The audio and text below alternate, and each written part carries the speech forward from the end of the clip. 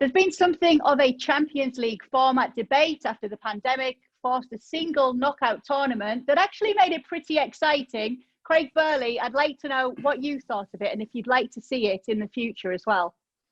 Well, I wouldn't just dismiss it, Kay, because it throws up the one-off game. I think the argument would be, over the two games, particularly in the quarterfinals and semi-finals, you really get a good gauge of the strengths of both teams. If you make a mistake in the first leg, you've got a chance to remedy that mistake in the second leg. So I think it's a more accurate reflection of a team's talent.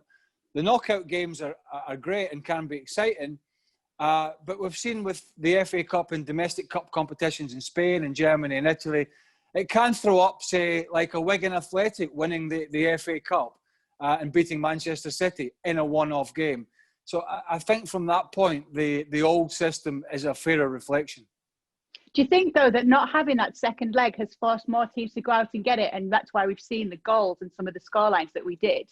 Well, I think what we have, Kay, as well as, and I think we were talking about social media just before we started recording. I don't know if it's the long memory brigade out there or the short memory brigade, because people seem to have conveniently forgot two of the most super exciting semi-finals in the history of that competition were last year. Was Liverpool coming back in one of the greatest nights at Anfield, and Tottenham absolutely dead in the water coming back with a late winner in Holland, in Amsterdam against Ajax. People have conveniently, okay, there's been lots of other things going on that are way more important than soccer. I understand that. But you've only got to remember back to last season. Those were two of the most fantastic football games you will ever see, those second legs.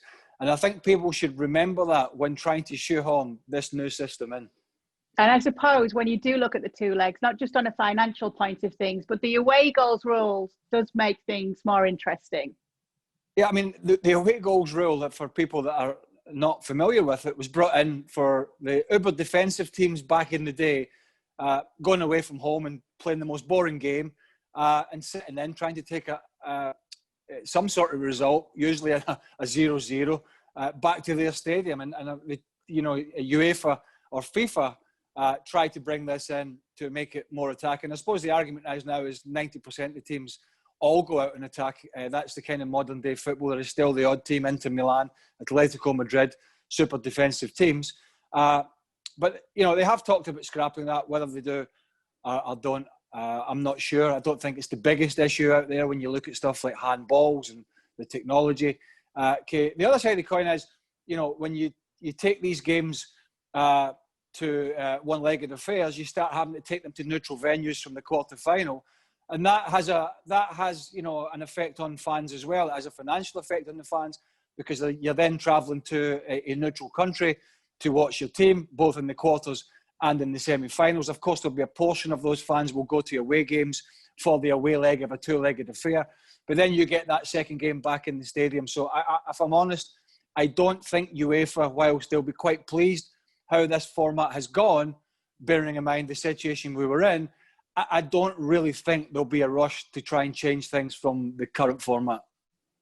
Yeah, benefits and disadvantages to both sides of the coins there. And UEFA are contractually obliged until the 24-25 season to have a two-legged affair. We'll see what happens after that. Thanks so much for watching ESPN on YouTube. And for more sports highlights and analysis, be sure to download the ESPN app. And for premium content and live streaming, subscribe to ESPN Plus.